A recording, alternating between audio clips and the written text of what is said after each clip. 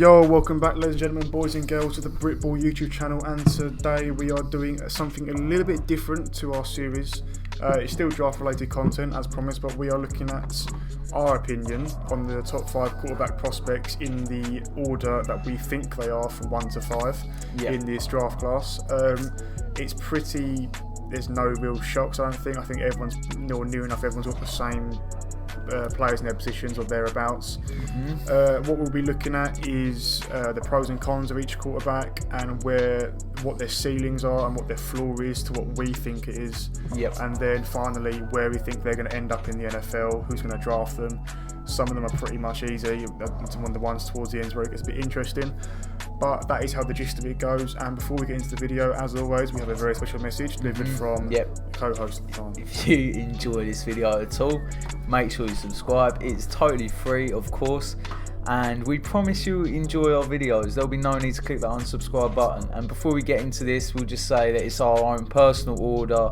I don't think there's any shocks, as he said, but yeah, it's our personal order. We went through the tape ourselves. We've done our own pros and cons and our own pro comparisons, so don't go too harsh on us. But yeah, this isn't copied off of some website or anything. So. In terms of number 1, it is no surprise at all in it being Trevor Lawrence out of Clemson. If you look at his pros, as you can see, some of them are more obvious than others. I think leadership's more of an intangible that teams love. He is obviously very accurate. He's one of the best prospects, if not the best prospect, since Andrew Luck first came out of college into the NFL. In terms of how he throws the ball, it is brilliant. He's got a huge arm. He's very capable of moving with the ball in his arm whilst on the run. He's patient. His vision downfield, his vision his downfield is brilliant. He's a very intelligent guy, and in terms of stats, very impressive. 36-to-8 ratio with 3,600 passing yards. He's a brilliant person. And in terms of, is it you who do that? Well, I'll move on to Jack and he'll talk more about the cons and everything, but in terms of pros, he's a brilliant, isn't he? So for cons, there's obviously not too many. This is one of the best prospects we've had in years. Some say he can lock onto the primary target too much. His first read doesn't have a lot of flexibility in that, but that's something you can change going into your pro game, and I think Urban Meyer will definitely be able to coach that out of him if that's a problem. There's also some concerns about his frame. Maybe he's a bit wiry, but that's again something you can put weight on. Give him a season in an NFL gym. He should be a bit bulkier if he needs to be a bit bulkier. Our pro comparisons, we think he plays quite a lot like Deshaun Watson. His ceiling can be Deshaun Watson plus, of course. He can be better. And he's a playmaker. He has that daring style that Deshaun Watson has. He'll throw on the run, he'll throw in the pocket, he goes deep, he goes for the big play. And the floor is Ryan Tannehill, but we think he's going to be a lot higher than that, And potential landing spot, there's only one. We already know that. On to the next one. Next, we have Zach Wilson out of BYU, someone who's come out from nowhere pretty much. No one had him at in the first round really, let alone number 2. And he has had a really good season this year.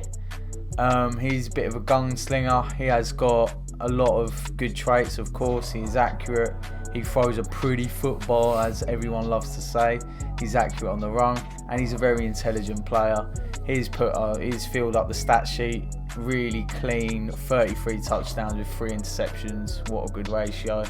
And I'll let you cover the cons. Yeah, in terms of the cons, it's not too bad. He is small, obviously he can't help it, but he is obviously used to his advantage. But some teams don't like a small frame looking over the O-line potentially. He has obviously had his injury problems, and the opposition he played, it was good, but it wasn't anything special that he played against. So there's a big jump from the quality he's played to the NFL. So whether or not that's a concern, we'll have to see. In terms of pro comparison, we think he can be good as Matthew Stafford, and Matthew Stafford is a brilliant quarterback. There is no shame in that at all. Floor, Sam Darnold is one of them players that has got bags and bags of quality. You just can't find it in the right team, in the same team, in the Jets. Obviously, Darnold's got a fresh start in Carolina now. But in terms of potential landing spots, we think there's only one, but there is obviously a chance that Justin Fields is taken ahead of him. So there's the Jets, which is most likely 9 times out of 10. Or if the Jets don't take him, I'm sure the San Francisco 49ers will not pass him at number 3. Yeah, and just to go more into our comparisons, we think he's a bit like Stafford, of course, because he's really flexible. Like, he can throw across his body, throw left, right. He doesn't have to adjust his body a lot. He doesn't even have to set his feet that well. He's just got a natural throwing motion, and it's really nice mechanics. It's lovely to see. And going into our next quarterback, who might not have them mechanics that Zach Wilson has, Justin Fields. He is our number 3. I don't think that's a shock to anyone. Some people have Trey Lance ahead of him. It's just this is probably one of the more controversial ones in the video. I don't think it's that bad, because he was the number 2 up until the national championship game, where Mac Jones absolutely thumped him, made him look silly, and then he's just now our number 3. He's still a very talented guy. He can make anything out of nothing. His arm strength is he can find a deep ball, no question about that. He's very mobile, and his passes are pinpoint. And as the final bullet point says, he's got a great ability to push the ball downfield quickly. It's like game-winning drives, so that is very important in a quarterback. In terms of his best year, we think it's 2 seasons ago in 2019, where he got 14 games for 3,200 yards, 41-3 ratio for TDs. That is brilliant. We think he is very safe that he is number 3, just because he's a little bit more polished than Trey Lance. I think he's a lot more accurate and consistent, if you were. It's probably not the right way to say it, but we just think he is better, and I don't think it's a shock to anyone. I think he's played at a better level consistently, but in him himself, as we'll cover now in the Collins, is not that consistent, and not that consistent, and he showed that this season. He did have some games where he was really, really good, and some games like National Championship or against Northwestern where he threw some dumb interceptions, and he was just trying a bit too hard for the big play and not being high IQ, not being clever. And as the cons say, he can hold the ball too long. That was a criticism of Big Ben. It was a criticism of Josh Allen, so it's not necessarily bad. It's just wanting to be dynamic. And he has played against the Big Ten, which is notorious for bad defence. And whenever he does get a really good bit of pressure, he does seem to struggle. But in terms of our pro comparison, we think he could be like Dak Prescott, someone who's great in the passing game, obviously fills the stat sheet a lot of yards, and does have underrated athleticism. And the floor is his Ohio State counterpart, his predecessor. Is that correct? Yes. Yeah. Oh no, Justin Fields was the predecessor of Dwayne Haskins. Yeah, who is obviously a big bust. Someone who's really good for Ohio State but couldn't take to the NFL. So it's a big spectrum for Justin Fields, and that is probably why he went from number 2 to possibly number 3, or maybe even the number 4 quarterback that's going to get taken. But we think he's going to go to the Niners probably. Yeah, Niners is the safest bet. There is a lot of that Mac Jones talk, but it's probably smoke. And we've also got the Panthers and the Falcons. So next up, Trey Lance. He has got the abilities and the intangibles, and a lot of people say this could be the huge upside guy. He's got the massive arm. He's got the never giving up. He's got the size. And he's got the big playability, and unlike Josh Allen, he has got better mechanics probably than when Josh Allen came into the league.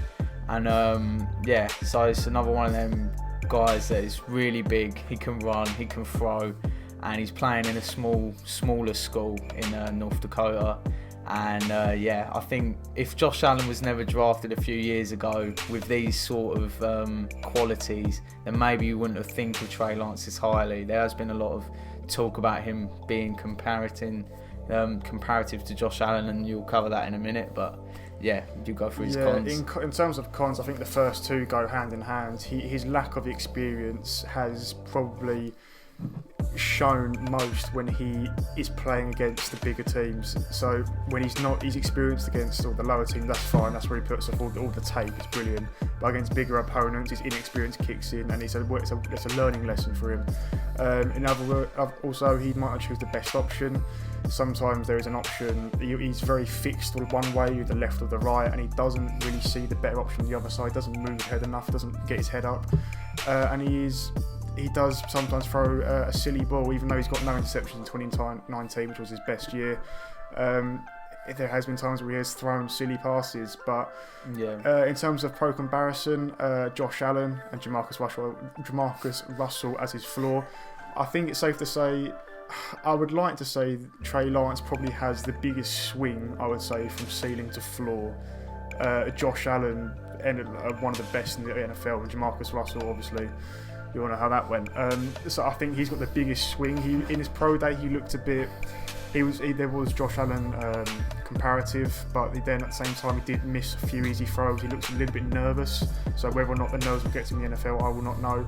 And his landing spots. If the Falcons are going to take a quarterback, it has to be him, because he will go fourth. I don't think the other three will go before him. And then the Panthers, if he drops. Yeah, just one more thing about the ball placement. When we was watching the tape, we saw a lot of like crossing routes or slant routes. We throw it just a little bit behind the receivers quite a lot of times. And that was in his pro day as well. Yeah, and even though he didn't have any picks, that stuff in the NFL was getting punished. Yeah. You throw a bit behind, it's getting punished. And the Jamarcus Russell flaw is not a slight on his personality or anything. It's just how bad this could go. And then fifth best, MACJONES. Mr. Belly. Mr. Tub. Looking chunky in the photo. I know, fifth best player, and he won the national championship, but there is reason to it. His pros, he is a natural leader. I think that is very obvious. All the intangibles, cultural act, every single one we've got there. Yeah, basically. He is very composed. I think he's in the college history, he's the most accurate quarterback ever with 77% completion. So he's very patient. His ball placement is brilliant, and he's timing it to perfection. Doesn't hold it too long, doesn't hold it too late. It's just perfect. They both go hand in hand. And in terms of his stats, it was obviously this year he stepped up when Tua left. 13 games, 4,500 passing yards, 41-4 ratio, and obviously we've spoken about the completion, about how accurate he is. But he's not. I think because of his size, he is not above the previous four. We think 5 is fair. I think people agree with us as well. I don't believe this 49ers 3 stuff or whatever. So yeah, these are fifth best prospects. Yeah, and we're going to go through the cons, and this is why he's 5 for us. So he's not dynamic. He can't make something out of nothing. He can't just escape the pocket on the run, throw it downfield. And that's what you want in a modern quarterback. I think a lot of quarterback purists, old school guys really rate MACJONES, but that's not who we are. We like the dynamic playmakers. And you can't forget either, this guy had NFL level receivers going against college corners the whole time he was there, whether that was with Judy or Ruggs or Smith or Waddle. These are all first round pick guys, and he's also had a bit of a rough pro day. There was that notorious overthrow, and the cameras went straight to Bill Belichick, went straight to Kyle Shanahan. They didn't look that impressed. And the ceiling is the perfect system operator, Kirk Cousins, nothing special, coachable, he can win. Hopefully he doesn't have the Kirk Cousins trait where he can never win in prime time. But Kirk Cousins type player, flaws Nick Mullins. I think we was racking our brains, and Nick Mullins came up for the Niners obviously this year, and we thought they're pretty comparable.